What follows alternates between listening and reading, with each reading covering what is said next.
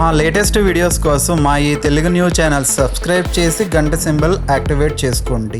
రేపు మంగళవారం దశమి రోజు రాత్రికి వంటగదిలో ఇది పెడితే చాలు, తెల్లవారేసరికి ఇల్లంతా డబ్బుతో నిండిపోతుంది. వద్దన్నా డబ్బే డబ్బు. మంగళవారం నాడు మనం చేసే పనులను చాలా జాగ్రత్తగా చేయాలి. ఎందుకంటే ఈరోజు మనం ఏ పని చేసినా అది మళ్ళీ మళ్ళీ చేయాల్సి వస్తుంది. అంటే అది రిపీట్గా జరుగుతూనే ఉంటుంది. అందుకే పెద్దలు చెప్తూ ఉంటారు, మంగళవారం నాడు పొరపాటున కూడా అప్పులు చేయకూడదు అని. ఒకవేళ మీరు ఈరోజు ఎవరి దగ్గరైనా అప్పు తీసుకుంటే ఆ అప్పు తీరటం పక్కన పెడితే మళ్ళీ మళ్ళీ అప్పులు చేయాల్సిన పరిస్థితులు ఏర్పడతాయి. అప్పుల ఊబిలో కూరుకుపోయే ప్రమాదం ఉంటుంది. అందుకే మంగళవారం నాడు అప్పు తీసుకోవద్దు అంటారు. కానీ అప్పులు తీర్చడానికి మాత్రం ఇది అద్భుతమైన రోజు. ఈ రోజు కనుక మీరు పాత అప్పులు తీర్చడం మొదలు పెడితే భవిష్యత్తులో అప్పులు చేయాల్సిన అవసరం రాదు. ఇదంతా ఎందుకు చెప్తున్నామంటే ఈ రోజుకు ఉన్న అపారమైన శక్తి అలాంటిది. ఈరోజు మనం సంకల్పించుకుని ఒక చిన్న పరిహారం చేసినా చాలు, అది మన జీవితంలో మళ్ళీ మళ్ళీ ఐశ్వర్యాన్ని ఇచ్చేలా మారుస్తుంది. ముఖ్యంగా మంగళవారం రాత్రి పడుకునే ముందు మీ వంటగదిలో ఈ వస్తువులను పెడితే చాలు, తెల్లవారేసరికి మీ ఇంట్లో అద్భుతమైన మార్పులు చూస్తారు. మీ కష్టాలన్నీ పోతాయి, ఆర్థిక ఇబ్బందులు తొలగిపోతాయి, అష్టైశ్వర్యాలు సిద్ధిస్తాయి. ధనం అనేది వరదలా వచ్చి మీ ఇంట్లో పడుతుంది. సాక్షాత్తు ఆ లక్ష్మీదేవి అనుగ్రహం మీపై కలుగుతుంది. ఎవరైతే తీవ్రమైన ధన సమస్యలతో బాధపడుతూ ఉన్నారో, ఎంత సంపాదించినా చేతిలో రూపాయి కూడా నిలవటం లేదో, అప్పుల బాధతో సతమతమవుతూ ఉన్నారో, అలాంటి వారందరికీ పరిహారం ఒక రామబాణంలా పనిచేస్తుంది. మరి ఇంతకీ ఈరోజు రాత్రి వంటగదిలో ఏ వస్తువు పెట్టాలి, ఆ పరిహారం ఎలా చేయాలో ఇప్పుడు మనం ఈ వీడియోలో వివరంగా తెలుసుకుందాం. ఈ పరిహారం గురించి తెలుసుకునే ముందు మీకు ఈ సమాచారం నచ్చినట్లయితే వెంటనే ఈ వీడియోకి ఒక లైక్ చేయండి. మీ లైక్ మాకు ఎంతో ప్రోత్సాహాన్ని ఇస్తుంది. అలాగే కామెంట్ బాక్స్లో శ్రీమాత్రే నమః అని కామెంట్ చేయండి. సాక్షాత్తు అమ్మవారి నామాన్ని స్మరించటం వల్ల మనకు సగం ఫలితం అక్కడే లభిస్తుంది. ఇక ఆలస్యం చేయకుండా వీడియోలోకి వెళ్దాం. చాలామంది ఇళ్లలో ఎన్ని పూజలు చేసినా, ఎంత కష్టపడి పనిచేసినా ఆర్థికంగా ఎదగలేకపోతూ ఉంటారు. దానికి కారణం ఇంట్లో ఉన్న ప్రతికూల శక్తి లేదా వాస్తు దోషాలు కావచ్చు. ముఖ్యంగా వంటగది అనేది మన ఇంటికి గుండెకాయ లాంటిది. వంటగదిలో అన్నపూర్ణాదేవి కొలువై ఉంటుంది. వంటగది గనుక శుద్ధిగా వాస్తు ప్రకారం ఉంటే ఆ ఇంట్లో లక్ష్మీదేవి తాండవిస్తుంది. అందుకే ఈ పరిహారాన్ని మనం వంటగదిలోనే చేయాలి. మంగళవారం రాత్రి మీరు భోజనాలు ముగించుకొని వంటగదిని శుభ్రం చేసుకున్న తర్వాత పడుకునే ముందు ఈ పని చేయాలి. దీనికోసం మీరు ఒక ఎరుపు రంగు లేదా పసుపు రంగు వస్త్రాన్ని తీసుకోవాలి. ఎరుపు రంగు కుజుడికి ప్రీతికరమైనది, పసుపు రంగు గురువుకు అంటే బృహస్పతికి సంకేతం. ఈ రెండు రంగులు కూడా ఐశ్వర్యాన్ని ఆకర్షిస్తాయి. ఆ వస్త్రం శుభ్రంగా ఉండాలి. ఇప్పుడు ఆ వస్త్రంలో ఒక గుప్పెడు గల్లులుప్పు వేయాలి. ఉప్పు అంటే సాక్షాత్తు లక్ష్మీదేవి స్వరూపం. సముద్రం నుండి పుట్టింది కాబట్టి ఉప్పుకు నెగిటివ్ ఎనర్జీని లాగేసే శక్తి ఉంది. ఆ ఉప్పు పైన కొంచెం సెంటు అంటే అత్తరు చల్లాలి. మీరు ఏ ఫ్లేవర్ సెంట్ అయినా వాడుకోవచ్చు. సుగంధ పరిమళాలు ఎక్కడైతే ఉంటాయో అక్కడ లక్ష్మీదేవి నివాసం ఉంటుంది. అందుకే అత్తరు వాడటం చాలా ముఖ్యం. ఆ తర్వాత దానిపై 2 స్పూన్ల ధనియాలు వేయాలి. ధనియాలు అంటే ధనాన్ని ఆకర్షించేవి. ధనానికి మూలం ధనియాలు అని మన పూర్వీకులు చెప్తూ ఉంటారు. ఆ ధనియాల పైన 5 మిరియాలు వేయాలి. మిరియాలు మీ మీద ఉన్న దిష్టిని, మీ ఇంట్లో ఉన్న చెడు దృష్టిని తొలగించేస్తాయి. చివరిగా కొంచెం పసుపు, కొంచెం కుంకుమ వేయాలి. పసుపు, కుంకుమలు సౌభాగ్యానికి చిహ్నాలు. ఇప్పుడు వీటన్నిటిని కలిపి ఒక మూటలాగా కట్టాలి. ఆ మూట పైన కుంకుమతో శ్రీ అని రాయాలి. శ్రీ అంటే లక్ష్మీదేవి. ఆ మూట ఇప్పుడు ఒక శక్తివంతమైన యంత్రంలా మారిపోతుంది. ఇందులో మనం వాడిన ప్రతి వస్తువుకు ఒక విశిష్టత ఉంది. ఉప్పు దరిద్రాన్ని పోగొడితే అత్తరు అదృష్టాన్ని ఆహ్వానిస్తుంది. ధనియాలు ఐశ్వర్యాన్ని ఇస్తే మిరియాలు శత్రువుల నుండి, చెడు చూపు నుండి రక్షణ కల్పిస్తాయి. ఇక పసుపు, కుంకుమలు శుభాన్ని చేకూరుస్తూ ఉంటాయి. ఇలా సిద్ధం చేసుకున్న మూటను తీసుకుని వెళ్ళి మీ వంటగదిలో ఎవరికీ కనిపించిన చోట పెట్టాలి. అంటే ఏదైనా డబ్బా వెనుక కానీ లేదా అటక పైన కానీ ఎవరు దాన్ని ముట్టుకోకుండా, ఎవరి కంట పడకుండా ఉండేలాగా జాగ్రత్తగా ఉంచాలి. మంగళవారం రాత్రి పడుకునే ముందు ఈ మూటను అక్కడ పెట్టి మనసులో మీ కోరికను చెప్పుకోవాలి. తల్లి అన్నపూర్ణమ్మ, లక్ష్మీదేవి, మా ఇంట్లో ఉన్న ఆర్థిక ఇబ్బందులు తొలగిపోవాలి, అప్పుల బాధలు తీరిపోవాలి, మాకు ధనప్రాప్తి కలగాలి అని వేడుకోవాలి. ఇలా పెట్టిన మూటను వారం రోజుల పాటు అలాగే ఉంచాలి. అంటే వచ్చే మంగళవారం వరకు అది అక్కడే ఉండాలి. వారం రోజుల తర్వాత అంటే తర్వాతి మంగళవారం నాడు ఆ మూటను తీసి అందులో ఉన్న పదార్థాలను ప్రవహించే నీటిలో పారవేయాలి.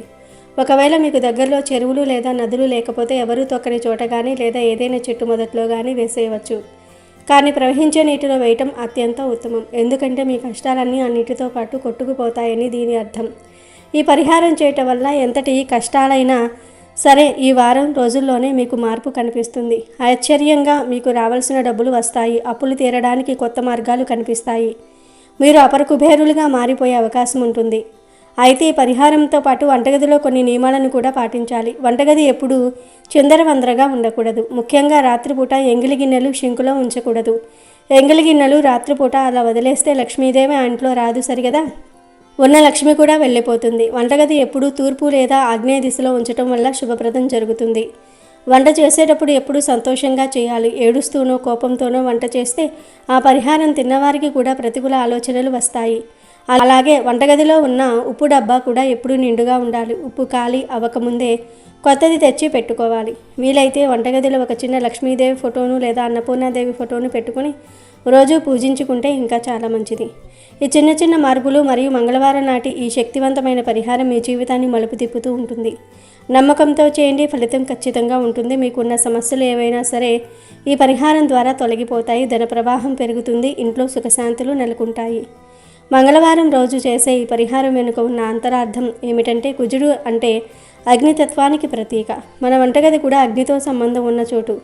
అందుకే అగ్ని సంబంధిత స్థలంలో ఈ పరిహారం చేయటం వల్ల ఫలితం చాలా త్వరగా వస్తుంది. ఈ మూటను మీరు పెట్టినప్పుడు మీ మనసులో ఎటువంటి ప్రతికూల ఆలోచనలు ఉండకూడదు. కేవలం శుభం జరుగుతుందనే గట్టి నమ్మకంతో చేయాలి. ఈ పరిహారం చేసేటప్పుడు ఎవరితోనూ మాట్లాడకుండా నిశ్శబ్దంగా చేయటం ఇంకా మంచిది. అలాగే మీరు ఈ పరిహారం చేస్తున్నట్లు ఎవరికీ చెప్పకూడదు. రహస్యంగా చేసే పరిహారాలకే శక్తి ఎక్కువగా ఉంటుంది. వారం రోజుల తర్వాత మీరు ఆ మూటను తీసేటప్పుడు కూడా అంతే భక్తితో తీయాలి. ఈ ప్రక్రియలో వాడిన వస్త్రం మళ్ళీ వాడుకోవచ్చు, కానీ దాన్ని శుభ్రంగా ఉతికిన తర్వాతే వాడాలి. ఈ వారం రోజుల్లో మీ ఇంట్లో జరిగే సానుకూల మార్పులను మీరు గమనిస్తారు. అనవసరపు ఖర్చులు తగ్గిపోతాయి. ఆదాయం పెరిగే మార్గాలు సుగమం అవుతాయి. ఒకవేళ మీరు వ్యాపారం చేస్తున్నట్లయితే మీ వ్యాపారంలో లాభాలు రావటం మొదలవుతూ ఉంటాయి. ఉద్యోగస్తులకైతే ప్రమోషన్లు లేదా జీతాల పెరుగుదల వంటి వార్తలు అందుతాయి. ఇదంతా సాక్షాత్తు ఆ ప్రకృతి మాత మరియు లక్ష్మీదేవి అనుగ్రహం వల్లే సాధ్యమవుతుంది. కాబట్టి ఈ అద్భుతమైన పరిహారాన్ని తప్పకుండా పాటించండి. మీ జీవితంలో వెలుగులు నింపుకోండి. ఈ సమాచారం మీకు ఎంతో ఉపయోగపడుతుందని ఆశిస్తూ ఉన్నాను. ఇలాంటి మరిన్ని ఆధ్యాత్మిక మరియు పరిహార విషయాల కోసం మన ఛానల్ను ఫాలో అవుతూ ఉండండి. ఈ వీడియోను మీ మిత్రులకు, శ్రేయోభిలాషులకు షేర్ చేయండి. తద్వారా వారు కూడా ఈ సమస్యల నుండి గట్టెక్కే అవకాశం ఉంటుంది. మీకు ఏదైనా సందేహాలు ఉంటే కామెంట్లో అడగవచ్చు. ఈ పరిహారం చేసేటప్పుడు శుచిగా ఉండటం ముఖ్యం. స్నానం చేసిన తర్వాత ఈ పరిహారం చేయాలి. ఒకవేళ ఇంట్లో ఎవరైనా బహిష్ట ఉన్నా లేదా సూతకం ఉన్నా ఆ సమయంలో ఈ పరిహారం చేయకూడదు. అది అయిపోయిన తర్వాత వచ్చే మంగళవారం నాడు చేసుకుంటే చాలా మంచిది. నమ్మకమే పెట్టుబడి, భక్తే ఆయుధం. రేపు మంగళవారము ఒక నిమ్మకాయను ఈ ప్రదేశంలో పడవేయండి చాలు. మీకు ఉండే అప్పులన్నీ కూడా తీరిపోతాయి. మీరే అప్పులు ఇచ్చే స్థాయికి వెళ్తారు. మీ డబ్బు సమస్యలన్నీ కూడా తొలగిపోతాయి. మీరు కోటీశ్వరులు అవుతారు. మీ ఇంట్లో ఉండే దరిద్ర బాధలన్నీ కూడా దూరం అయిపోయి మీరు పట్టిందల్లా బంగారం అవుతుంది. ఆషాఢ మంగళవారం రోజు ఒక్కో నిమ్మకాయతో ఈ పరిహారం చేస్తే చాలు, అద్భుతమైన ఫలితం వస్తుంది. మీ జీవితం మారిపోతుంది. మీరు ఎదుర్కొంటున్న సమస్యల నుండి మీరు సులభంగా బయటకు రాగలుగుతారు. ఈ రోజుల్లో చాలామంది అప్పుల బాధల వలన ఎంతో ఇబ్బంది పడిపోతూ ఉన్నారు. చిన్న అప్పు చేసినా, పెద్ద అప్పు చేసినా అప్పు అప్పే. పేదవారు 1000 రూపాయలు అప్పు చేసినా అది వారికి పెద్ద భారంగానే ఉంటుంది. కోటీశ్వర్లకు 1000 రూపాయలు అనేది పెద్ద అప్పులాగా అనిపించదు. కానీ కోటీశ్వర్లు కూడా కోట్లల్లో అప్పులు చేస్తూ ఉంటారు. ఆ అప్పులు తీర్చడానికే ఎంతో కష్టపడిపోతూ ఉంటారు. ఇలా పేదవారికి మరియు ధనవంతులకు అప్పులు అందరికీ ఉంటాయి. ఈ అప్పుల వలన ప్రతి మనిషి కూడా ఎన్నో ఇబ్బందులను, అవమానాలను ఎదుర్కొంటూ ఉంటాడు. మీకు ఎంత పెద్ద అప్పుల సమస్యలు ఉన్నా సరే మంగళవారం రోజు చక్కగా ఒక నిమ్మకాయతో ఈ పరిహారం చేస్తే చాలు, ఆ అప్పులన్నీ కూడా తీరిపోయి మీరే అప్పులు ఇచ్చే స్థాయికి వెళ్తారని పండితులు చెప్తూ ఉన్నారు. మరి ఈ మంగళవారం రోజు సాయంత్రం నిమ్మకాయతో ఏం చేస్తే అప్పుల నుండి బయటపడతారు అనే విషయాన్ని ఇప్పుడు మనం ఈ వీడియోలో వివరంగా తెలుసుకుందాం. అంతకన్నా ముందు బ్రాహ్మణుడిని బురిడి కొట్టించిన పెద్ద పులి కథను విందాం. ఫ్రెండ్స్, ఫస్ట్ అయితే కామెంట్ బాక్స్లో శ్రీమాత్రే నమః అని కామెంట్ చేయండి. అలాగే ఈ వీడియోకి ఒక లైక్ కొట్టి మా ఛానల్ని సబ్స్క్రైబ్ చేసుకోవటం మర్చిపోవద్దు. ఒకరోజు ఒక బ్రాహ్మణుడు తెల్లవారుజామున నదిలో స్నానం చేసేందుకు బయలుదేరాడు. ఇంకా పూర్తిగా తెల్లవారలేదేమో, అంతా మసక చీకటిగా ఉంది. అయితే అతనికి ఆ దారి అంతా కూడా కొట్టిన పిండే. రోడ్డు మీద రాళ్ళు రప్పలతో సహా మొత్తం తెలుసు. అందుకని అతను మామూలుగా వెలుతురులో నడిచినట్లుగా నడిచిపోతున్నాడు. ఊరు దాటి 4 అడుగులు వేశాడో లేదో ఒక గొంతు వినిపించింది. అయ్యా బ్రాహ్మణోత్తమ, దేవుడిలాగా వచ్చావు. దాహంతో నా నీరు పిడిసగట్టుకుపోతున్నది. కొంచెం సాయం చెయ్యి. ఒక్కసారి నన్ను బయటకు వదులు, నీకు పుణ్యం ఉంటుంది అని ఒక గొంతు వినిపించింది. బ్రాహ్మణుడు ఆగి నలుదిక్కులా కలియజూశాడు. శబ్దం దగ్గర నుండే వచ్చినట్లున్నది. చూస్తే ఏమున్నది, అక్కడ గ్రామస్తులు పెట్టిన బోనులో చిక్కుకుని ఉన్నది ఒక పెద్ద పులి. అప్పుడు బ్రాహ్మణుడు పులితో, పులి, నా దగ్గర బకెట్టు లేదు, కనీసం చెంబు కూడా లేదు నీకు నీళ్లు ఇచ్చేందుకు. నిన్ను వదిలేద్దాం అంటే ఊళ్ళో జనాలు ఇక నన్ను బ్రతకనివ్వరు. నువ్వు వాళ్ళ పశువులను లేక దూడలను చంపి తిని ఉంటావు. లేకపోతే అంతకంటే తుంటరి పని మరేదైనా చేసి ఉంటావు. అందుకనే వాళ్ళు నీ కోసం ఈ బోను పెట్టి వెళ్ళారు. లేకపోతే ఇంత శ్రమ ఎందుకు పడతారు? ఇంకో ప్రమాదం కూడా ఉంది. నిన్ను వదలగానే నువ్వు నా మీదికి దూకి నన్నే చంపి తినేస్తావు. అందుకని నన్ను క్షమించు నాయనా, నీకు నేను ఎలాంటి సాయము చేయలేను అన్నాడు బ్రాహ్మణుడు చాలా మర్యాదగా.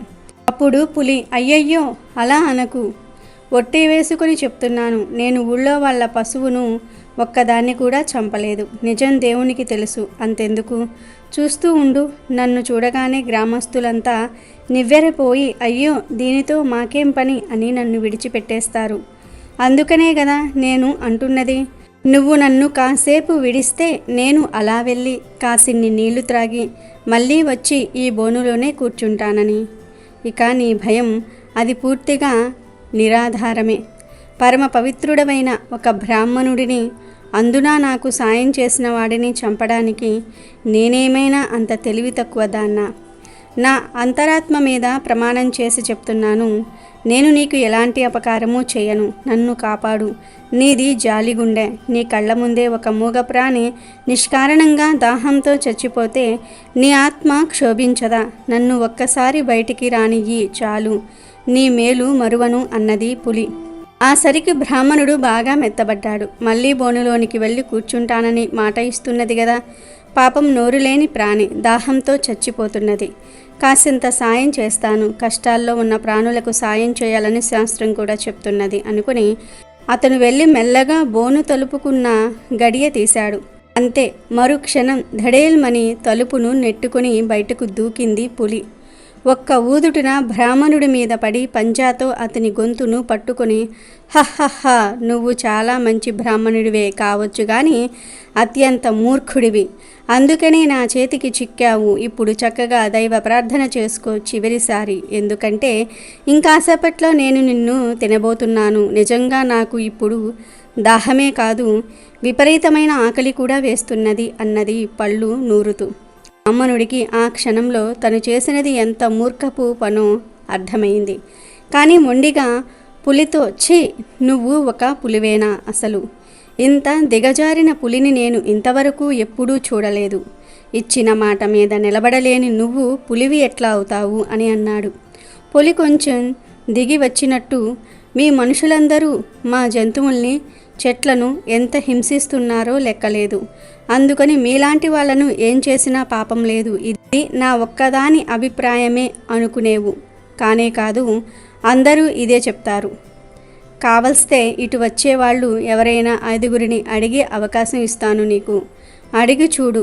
వాళ్ళల్లో ఏ ఒక్కరు నీ తరపున మాట్లాడినా నేను నిన్ను వదిలేస్తాను. అడుగు మరి అన్నది పులి కాలును కొంచెం వదులు చేస్తూ. బ్రాహ్మణుడు అందుకు ఒప్పుకొని దగ్గరలోనే ఉన్న మామిడి చెట్టును ఒకదాన్ని న్యాయం చెప్పమన్నాడు. మీ మనుషులు నిజంగానే ఆశపోతులు, నిర్ధాయులను, పచ్చి కసూర్లను కూడా చూడకుండా నా కాయలన్నీ కూడా కోసుకుంటూ ఉంటారు. వాళ్ళు నా ఆకులు పీక్కుంటారు, నా బెరడు మీద చెత్త చెత్త అక్షరాలు చెక్కుతారు. నేను ముసలిదాన్నయ్యాక వచ్చి నా వేర్లతో సహా మొత్తాన్ని ఎత్తుకుని వెళ్ళి తగలబెడతారు. ఈ మనుషులకు అసలు కృతజ్ఞత అనేదే లేదు. వాళ్ళను ఏం చేసినా తప్పులేదు. వాళ్ళ ప్రవర్తన అంత నీచం నిజంగా అన్నది. మామిడి చెట్టు అలా అనటంతో బ్రాహ్మణుడి ముఖం వాడిపోయింది. ఈసారి అతను ఆ దారి వెంట కుంటుకుంటూ పోతున్న ఎద్దును ఒకదాన్ని పిలిచి న్యాయం చెప్పమన్నాడు. అప్పుడు ఎద్దు, మనుషులకు అస్సలు జాలి అనేదే లేదు. పూర్తిగా స్వార్థపరులు వాళ్ళు. నా జీవితమంతా వాళ్ళు నా చేత ఊడిగం చేయించుకున్నారు. అలసిపోయి ఏ కొంచెం ఆగినా నన్ను తిట్టారు, కొట్టారు. ఇంకా పని చేయించుకుంటూనే పోయారు. నేను ముసలిదాన్ని అయ్యాక నా కాళ్ళల్లో బలం తగ్గి కుంటిదాన్నయ్యాక నన్ను తన్ని తగలేశారు. మనుషుల గురించి చెప్పేందుకు నా దగ్గర ఒక్క మంచి మాట కూడా లేదు అన్నదది. ఆ తర్వాత బ్రాహ్మణుడు అటే వస్తున్న ఓ ముసలి ఆవును అడిగాడు ఆశగా.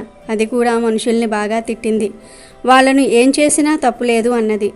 అంతలో ఒక గాడిద వచ్చిందక్కడికి గెంతుకుంటూ. ఎందుకంటే దాని ముందరి కాళ్ళు రెండిటిని కట్టేసి పెట్టాడు దాని యజమాని. ఇక అది మనుషుల గురించి ఏం చెప్తుందో ఎవరైనా ఊహించుకోవచ్చు. బ్రాహ్మణుడు ఇంకా తటపటాయిస్తూ ఉండగానే పులి దాన్ని పిలిచి అడిగేసింది. మనుషుల కోసం దాని దగ్గర ఒక మెప్పుకోలు కూడా లేదు. మనుషులు ఎంత క్రూరులో ఎకరువు పెట్టిందది. బ్రాహ్మణుడిని చూసి, ఇప్పుడేమంటావు నువ్వు?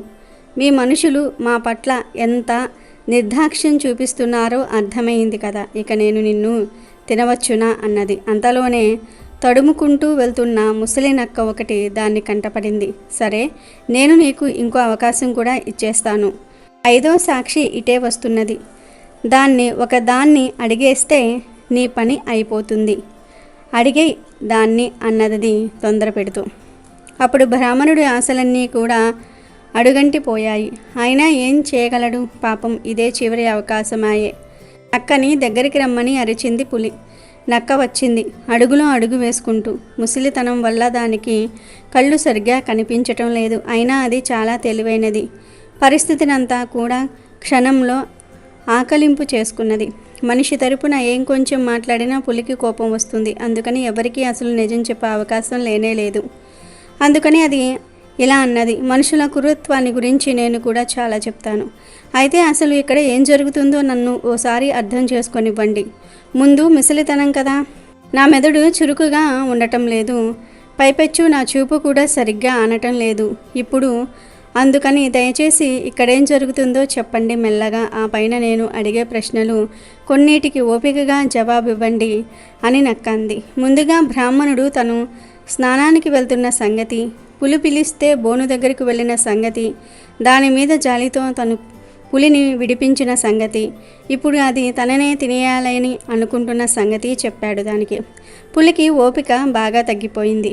అది మొరటుగా పళ్ళు నూరుతూ, ఇంకా చెప్పేయ్ అల్లుడు, మనుషులంటే నీకు ఎంత అసహ్యమో త్వరగా చెప్పేయ్, నాకు చాలా ఆకలిగా ఉంది అంటూ నక్కను తొందరపెట్టింది.